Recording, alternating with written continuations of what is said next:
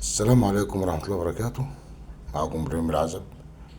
إن شاء الله النهاردة هنتكلموا عن الربع جنيه ذات قيمة عالية، وأهم ما في الموضوع أنهي ربع جنيه اللي قيمته وسعره عالي جدا. وإن شاء الله هنوريكم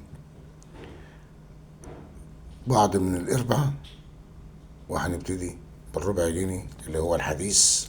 طبعا ده الربع جنيه العادي بتاعنا، هو 2008. تمام.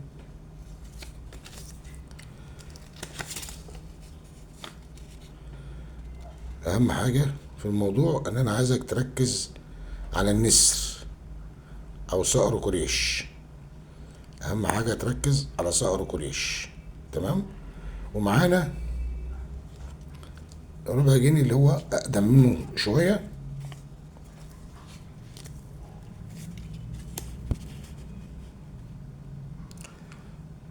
تمام.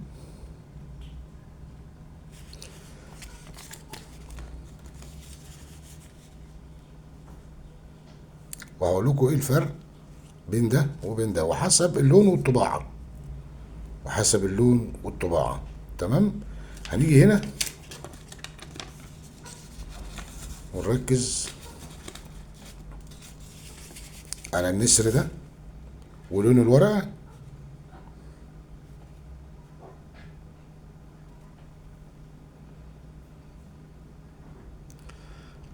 نركز على صقر قريش ولون الورقة.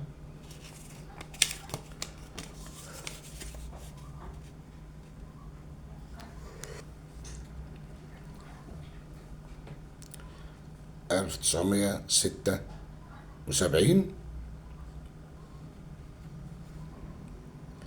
وأيهما أغلى في الربع جنيه؟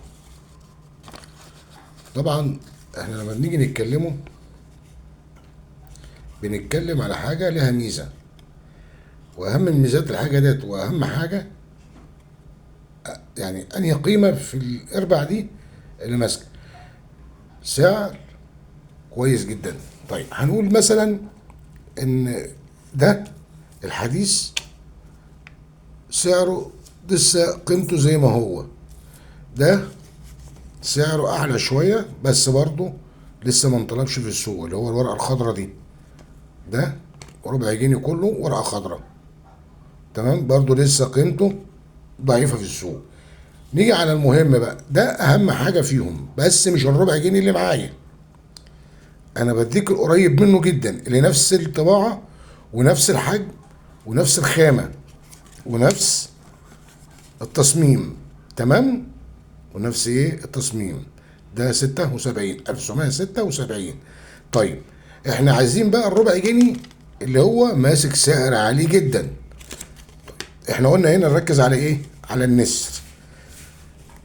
طبعا انا هجيب لكم نفس الربع جنيه ده اللي هو المطلوب، لكن للاسف هو مش معايا، بس هجيب لكم صورة منه. هجيب لكم صورة منه. تمام. وان شاء الله هعرفكم سعره ونظامه ايه. اللي معاه الربع جنيه اللي هو المطلوب اللي انا هوريكم صورته دلوقتي، ده بسم الله ما شاء الله يعني بيتكلم من فوق ال 3000 جنيه. بيتكلم من فوق ال 3000 جنيه حسب قيمة الورقة او حسب نظافة الورقة، ان كانت انصر او ان كانت 80% او 70 او 50 حسب قيمتها. بس هو يبدأ من 3000 جنيه وانت بقى طالع ماشي. طب احنا عايزين نعرف ايه الربع جنيه اللي شكل ده بالظبط. تمام. ونفس القيمة واللي مطلوب في السوق. خليكم معايا. هو ده النسر الملون، علم مصر وعليه نجمتين. هو ده اللي المقصود وهو ده اللي احنا بنتكلم فيه. تمام. يبقى احنا كده عرفنا اللي احنا عايزينه. ده النسر الفاضي بس نفس الورقة. نفس الورقة. ده النسر الفاضي اهو. احنا عايزين بقى النسر اللي عليه علم مصر وثلاث نجوم في النص. تمام يا جماعة. ومن هنا يبقى وصلنا لنهاية الفيديو.